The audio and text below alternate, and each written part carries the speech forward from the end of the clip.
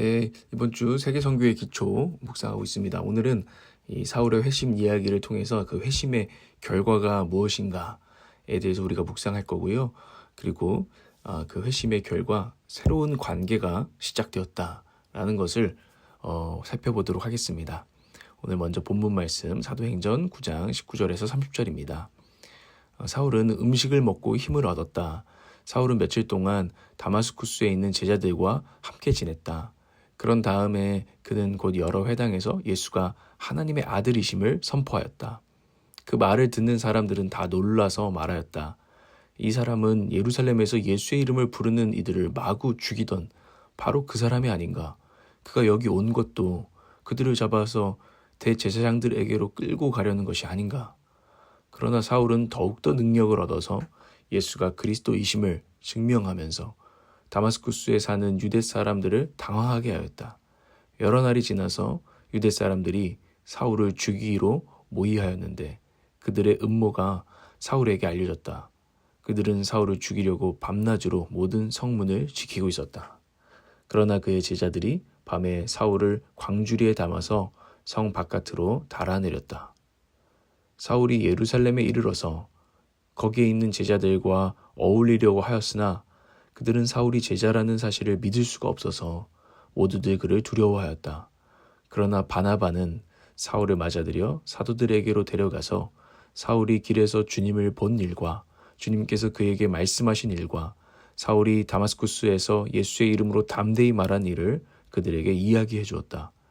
그래서 사울은 제자들과 함께 지내면서 예루살렘을 자유로 드나들며 주님의 이름으로 담대하게 말하였고 그리스 말을 하는 유대 사람들과 말을 하고 토론을 하기도 하였다. 그러나 유대 사람들은 사울을 죽이려고 꾀하였다. 신도들이 이 일을 알고 사울을 가이사랴로 데리고 내려가서 다소로 보냈다. 아멘. 오늘 내용을 좀 요약해보자면 하나님의 주권적인 은혜로 사울은 예수 그리스도께로 돌아오게 됩니다. 회심하게 됩니다. 솔직히 눈물 콧물 짜면서 자기의 모든 죄를 고백하고 나서야 하나님 편에 섰다라고 볼 수는 없을 것입니다. 그냥 하나님의 전적인 은혜 가운데 사울아 사울아 네가 왜 나를 핍박하느냐는 그 부르심 가운데 예수께로 돌아오게 된 것이죠. 그러나 점차 자기가 얼마나 큰 죄인인지를 깨닫게 되고 나는 죄인 중에 괴수입니다 라고 점점 깨닫게 되고 회개에 나갈 것입니다. 그리고 더 큰 은혜를 찬양하게 될 것입니다. 이런 과정조차 저에게는 은혜가 됩니다. 저 자신도 제가 얼마나 죄인인지에 대해 참 무지하고 무감각하다는 것을 저는 알고 있습니다. 여러분도 그렇지 않습니까? 그런데 그럼에도 불구하고 하나님께서 우리를 구원하셨다는 것이 오늘 사울을 보면 분명하니까요. 그리고 결국 사도 바울처럼 이제 사울이 바울이 되잖아요. 그 바울처럼 날이 갈수록 내가 그렇게 큰 죄인인지를 더 깨닫지만 더 큰 은혜가 나에게 있다는 것을 하나님의 은혜가 나를 덮으신다는 것을 우리는 찬양하게 될 줄 믿습니다. 어쨌든 청년 사울은요. 다마스커스에 있는 예수 그리스도의 제자들을 잡으러 갔다가 이제 그리스도인인 아나니아에게 눈먼 것이 고침을 받고 그 음식도 얻어먹고 또 거기서 이제 유숙하면서 투숙하면서 함께 지내게 됩니다. 그는 자기가 예수 그리스도와 하나님을 오해했다는 것을 깨닫게 된 것이죠. 그리고 예수 믿는 자를 잡아 죽이려던 그에게는 이 오해가 얼마나 큰 충격이었을까요? 그래서 그 충격 때문인지 회당으로 달려가서 예수가 하나님의 아들이심을 곧장 또 증거합니다. 바울의 성격이 드러나죠. 유대교 사람들은 그들의 행동대장이었던 이 청년 사울, 살기 등등했던 청년 사울의 변절에 매우 당황했고 결국엔 분노했고 죽여버리기로 모의합니다. 다행히 이 소식이 사울에게 전달되었고 예수님의 제자들은 사울을 광주리에 담아서 성 바깥으로 몰래 탈출하게 하죠. 그리고 사울은 예루살렘으로 향합니다. 그러나 예루살렘에 있는 예수님을 믿는 제자들은 사울의 회심을 의심할 수밖에 없었습니다. 여러분이라도 그렇지 않았겠습니까? 그때 바나바라는 사람이 나타납니다. 그리고 바나바는 사울의 회심 이야기를 일단 편견 없이 어떤 일이 일어난 거예요 형제? 하고 형제라 불러주며 들어주었을 것이고 또 예루살렘 교회에 제가 사울의 이야기를 들어봤는데 그의 이야기를 좀 들어주십시오 하고 대변해 주었습니다.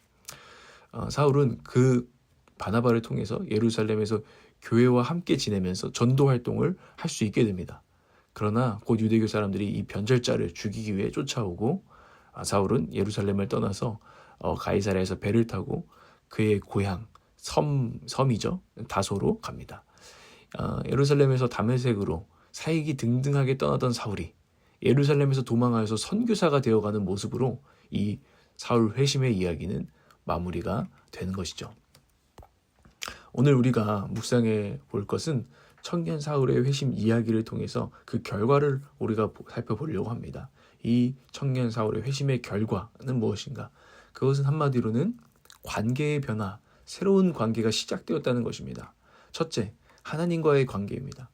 사울은 하나님의 아들 예수 그리스도 안에서 하나님 아버지와 하나님의 자녀가 된 자신을 깨달아가게 됩니다. 새로운 관계를 깨달아가게 되는 것이죠.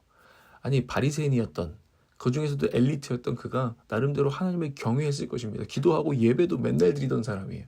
하나님과의 어떤 관계가 없지 않았죠. 그런데 이제 차원이 다른 새로운 경외감을 가지고 관계하게 되는 것입니다. 예수 그리스도를 통해 새롭게 하나님께 나아가니까요. 그리고 복음 안에서 나아가니까. 그리고 성령께서 그 사도 바울, 청년 사울 안에서 하나님의 기뻐하시는 자녀임을 그 정체성을 성령께서 증거해 주시니까 전혀 새로운 하나님과의 관계가 시작되는 것입니다. 두 번째로는 교회와의 관계입니다. 교회를 박멸하려고 했던 자가 그들의 그 교회 사람들의 은혜를 입고 먹고 함께 거하는 장면을 오늘 보게 되는데요. 저는 이 장면이 너무나 좋습니다. 정말. 이 원수를 형제라고 부르는 아나니아, 바나바 이 장면은 우리에게 큰 감동을 줍니다. 물론 사울에게 잡혀가고 죽임까지 당한 이들이 이 교회에는 있었습니다. 이거 보통 일 아니죠. 그러니까 사울이 회심한 건지 아닌지 의심하지 않을 수도 없고 두려워할 수밖에 없습니다. 회심하고 3년이 넘어서도 여전히 이 사도 바울이 유대교의 뿌락치는 아닌지 혹시 이 사람이 또 마음을 돌이켜서 이거 그리스도교 또 가짜였네 이러면서 유대교로 돌아가서 자기들을 잡아 넘기지는 않을지 의심하는 사람들이 3년이 지나도 남아 있었다는 것을 이제 사도행전을 통해서 보게 됩니다. 그때도 이런 의심을 계속해서 풀어주는 역할을 하는 사람들을 하나님께서는 예비하셨고 그 사람이 다메섹의 아나니아나 예루살렘의 바나바 같은 자였다는 거죠. 이것을 보면서 어쨌든 그 교회와의 관계가 새롭게 변화되어 가는 이 시작이 됐다는 것을 우리는 보게 되고요. 또 가능하면 우리가 저와 여러분이 이런 아나니아, 바나바 역할을 맡으면 좋겠다는 생각을 하게 됩니다. 세 번째로는 세상과의 관계입니다. 청년 사울은 새로운 책임감을 느꼈어요. 사명이라고 하는 새로운 부르심을 느꼈어요. 그를 생각해 보세요. 그는 바리새인이었습니다. 유대교도 중에서도 극보수입니다. 그들은 매우 반문화적이었어요. 세상과 섞이지 않고 우리끼리 우리만의 전통과 문화로 고수하면서 거기에 탁 취해서 가득했던 그런 집단의 열혈 신자였다는 것입니다. 그는 다메섹으로 살기 등등하게 떠날 때 바리새인으로서 교리를 사수하기 위한 책임감으로 떠났을 거예요. 유일신 여호와 교리를 어지럽히는 예수쟁이들 내가 박멸해 버리리라. 이런 책임감. 그러나 이제 예수 안에서 빛을 받았습니다. 그리고 그 책임감이 아닌 새로운 책임감에 눈을 뜹니다. 그래서 사마리아인 이방인들을 개취급하던 우리만의 유대교를 사수하려던 그 바리새인 중에 바리새인이었던 그가 정말 놀랍게도 이방인의 사도라는 사명을 받은 것입니다. 하필 이방 세상에 이 세상에 예수 믿지 않는 세상 하나님 믿지 않는 세상에 가장 적대적인 사람이 그 세상을 향한 사도가 되었다는 거예요. 그 세상으로 들어가야 되고 그 세상 사람들과 소통해야 되는 그런 사명을 받았다는 거예요. 이거 얼마나 놀라운 이 관계의 전환입니까? 세상을 적대하던 자가 이 세상을 향하여 나아가게 된 것입니다. 이게 회심의 결과입니다. 정리하겠습니다. 예수 그리스도 안으로 회심하는 사건에는 결과가 나타나는데요. 그 결과 하나님, 교회, 세상과의 관계가 오늘 청년 사울처럼 새로워진다는 것입니다. 우리의 신앙은 관계가 날로 새로워지는 것입니다. 우리는 날이 갈수록 날마다 새로운 관계를 누리고 있습니까? 우리의 신앙은 정말 성장하고 있습니까? 저희가 오늘 묵상해 볼 질문이고요. 한 가지 더. 존 스토트 목사님의 글 중에 감동적인 부분이 있습니다. 오늘날의 세상에도 뛰어난 지성과 완고한 성격, 심지어 그리스도에 대한 광적인 거부감까지 가진 수많은 사울이 있습니다. 맞습니다. 오늘날에도 그런 청년들, 그런 영혼들이 있습니다. 그러나 우리는 이런 청년 사울이 회심하여 새로운 관계를 누렸으면 하는 그런 사람들이 오늘 떠올라서 그들을 위해서 기도하는 하루가 되기를 원하고, 그 기도하는 가운데 그들에게 아나니아와 같은, 바나바 같은 또 조력자가 되어갈 수 있도록 우리가 결단했으면 좋겠습니다. 제가 기도하고 여러분들이 기도하시기 바랍니다. 주님, 우리가 예수님께로 돌아와서 새로운 관계를 시작하게 하시고 누리게 하시니 감사합니다. 날이 갈수록 하나님과 또 교회와 이웃과 세상과 복음 안에서 새로운 관계를 누리도록 이끌어 주십시오.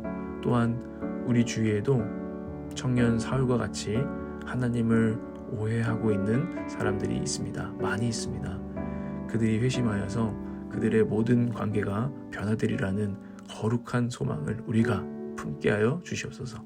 그리고 그들에게, 오늘 기억나는 그 영혼에게 하나님의 은혜가 더 크게 드러나게 하여 주십시오. 예수 그리스도의 이름으로 기도합니다. 아멘.